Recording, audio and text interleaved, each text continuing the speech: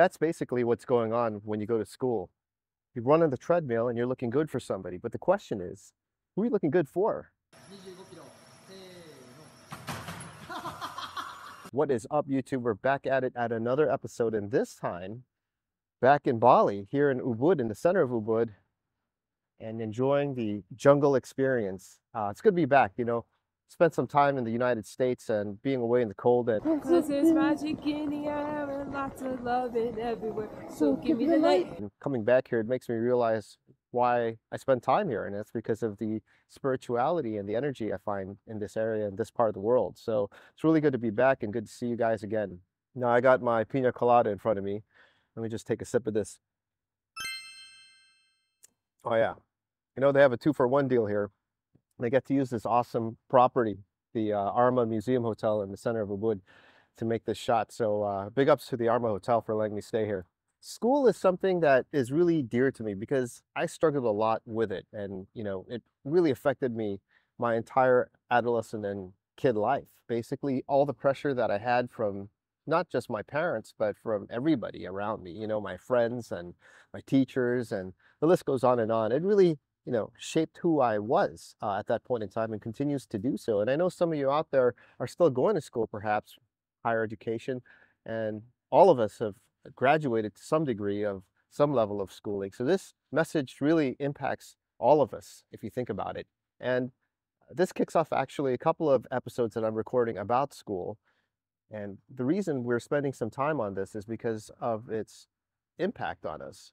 Literally every single one of us have been impacted by school in one form or another. Now, school is about knowledge and education, and that's how it started out with as an institution. But as with everything, when you get a lot of humans involved in the same organization or group, bad things tend to happen. And that happens whether it's religion, whether it's school, whether it's work, you name it. The moment you have a bunch of people together, things start to go awry. And that's just because of human nature. And let's just face it, we're all very selfish. We're out here for our own benefit. And when you get enough people doing that, you'll have a concentration of that. And that leads to weird things that don't really translate into what the original purpose of the institution was for. And that is no different when it comes to school. Now that I've gotten the pina colada out of the way, I apologize for that. The first thing I wanted to start off with is that school is like a treadmill in the sense that you're on this track and there's a certain timetable that's set. And your goal is you need to accomplish all these things within that certain timetable along with everybody else, or else you're going to get left behind, and you don't want to get left behind. So that's the first thing we learn, actually, is when we go to school. The first thing you learn is about competition. You learn about competing with others, keeping up with them or besting them, and not trying to fall back. They don't tell you that that's the first thing you learn, but it is actually when you think about it. The other thing you learn about is failure, because you're never going to always be winning at the top of the game, against all your classmates. That's just not possible. And so one of the first things you learn at school is actually failure, when you don't actually become first place or you don't actually accomplish things exactly the way it's supposed to be. And so how you deal with those failures is actually something that they teach you about. And I would say the good schools try to teach how to cope and learn from the failures at a very early age. Whereas some schools that are all about chasing numbers and grades and merits don't really, and reprimand you if you don't do well and you don't get good grades. The treadmill of school is a very powerful one. We are put onto it by our parents, and they do it because they love us, and that's their best way of teaching us something, because the only other alternative is to go some errant way and do homeschooling or through the internet, which takes a lot of time, which many parents don't have the time to do, and also is looked down upon generally by society. And so our parents put us through school. They lift us up and drop us on this treadmill, and make no mistake, the treadmill starts really slowly in pre-kindergarten and kindergarten, but it starts ramping up, right? You got to, do your ABCs. You got to, pass your little exams in elementary school and, your primaries, and get into secondary and middle school. And then, goes on and on, right? You got to get into high school. You got to do well in your SATs, get into college. And that treadmill, actually, the funny thing is, it doesn't even end at school. The treadmill, there's this other treadmill that's an even bigger one with a huge motor. That's the treadmill of work. So you start as a junior, some associate, and you got to go on the treadmill and work your way up to, a high incline and ultimately try and become like some high ranking executive or some CEO. But we'll save that part for later because that has its whole bag of tricks.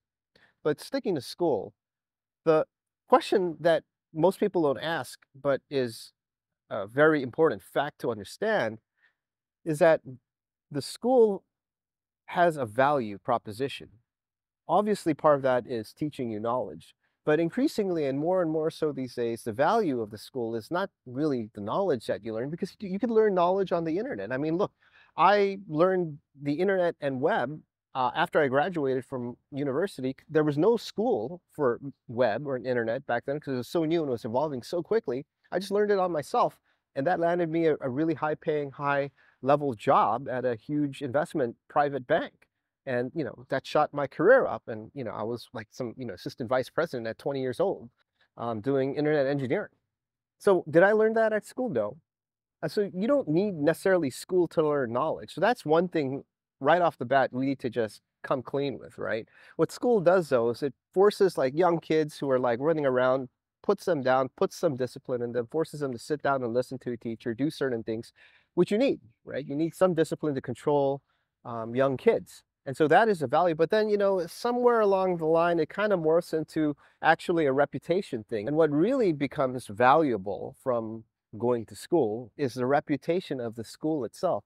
Let me tell you this, when you hire people, I know that I've hired many people. I've even hired senior level people like assistant vice presidents and vice presidents in my jobs in the past.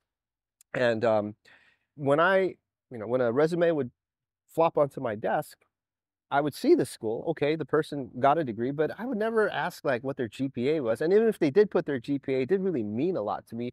And let's be real, the first thing you notice when you see a curriculum vitae or a resume with education is the name of the school. And so that's what the value of the school becomes and morphs into, which is the value of the reputation, the name of the school. Are you a Harvard? Are you a Stanford? Are you Phillips Academy, if you go earlier, and you can take this game and go very early. Are you one of those like, super expensive pre-kindergarten schools, the Montessori schools? I mean, we have in Singapore and around the world actually, but notoriously in places like Singapore, pre-K, pre-kindergarten schools, nursery schools that costs two to three, $4,000 a month to pay for your 4-year-old and 5-year-old to go to school, which at that age, what are you really paying for? Um, and I'll tell you what it is. It's a reputation. I mean, sure, they sell you all this stuff, but if you track the pathway of a kid who went to Montessori school and then what they eventually do in life 40, 50 years later, I can tell you that really didn't play a critical role in their journey, right? But parents will pay for it because, again, it's the reputation and it makes them feel good as parents. And I'm a parent now, so, I can come clean and tell you, yeah, when you say your kid goes to a certain school, it brings you up as well. Oh, I pay this much for my kid to go to school. The school has XYZ facilities, you can tell that it's a good school. Look at the building and look at the teachers and their resumes, and everything's about pedigree. And that's what the money is about. So it becomes this big business thing, which really sits on top of the main point of going to school, which is knowledge and learning and different kinds of knowledge, not just books, but social learning and other aspects of life knowledge.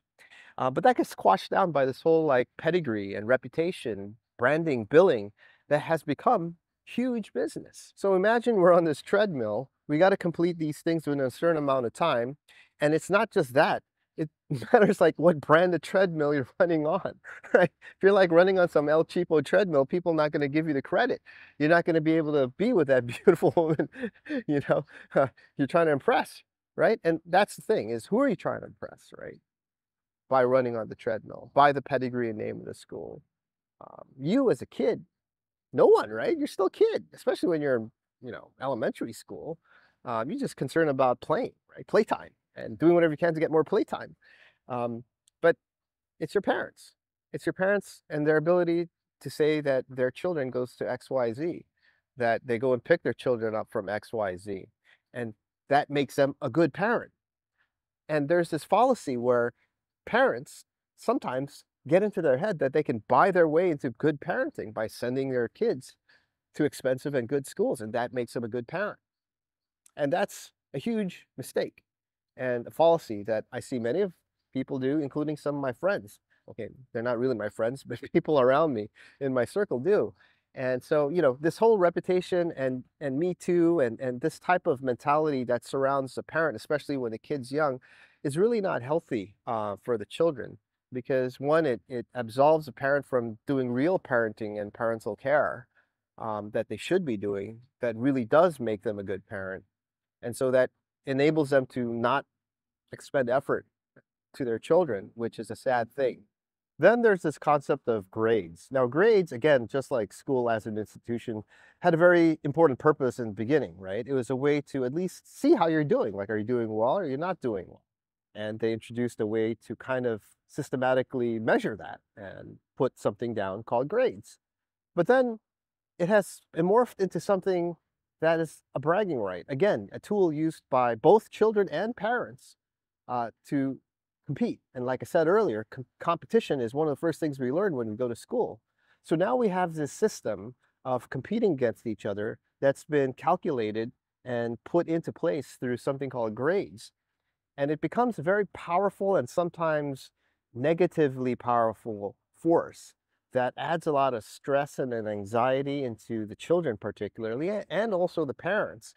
I can tell you that there's a lot of stress for the parents when their children are up for a big exam, and the exam is a standardized way to grade you to see if you're okay to go to the next level at a certain period of time. Because again, somehow there's this timetable of when you should learn what by when. And as we know, people blossom at different times in their lives. You could blossom when you're in your teens, you could blossom when you're 6 years old, and you'd be like Colonel Sanders in Kentucky Fried Chicken and blossom at that age when you're 70. Look, everybody has a different period, multiple periods sometimes when they blossom. So these timetables that are set into our lives are really bad, actually, in the sense that it creates a lot of anxiety for both the students and the parents.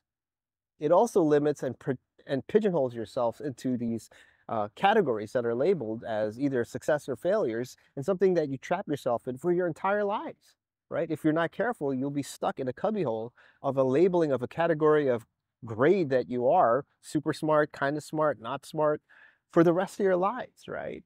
And it's sad when people use that labeling system to define their abilities and limit themselves, actually. And that is a prevention of them reaching their potential later on in life.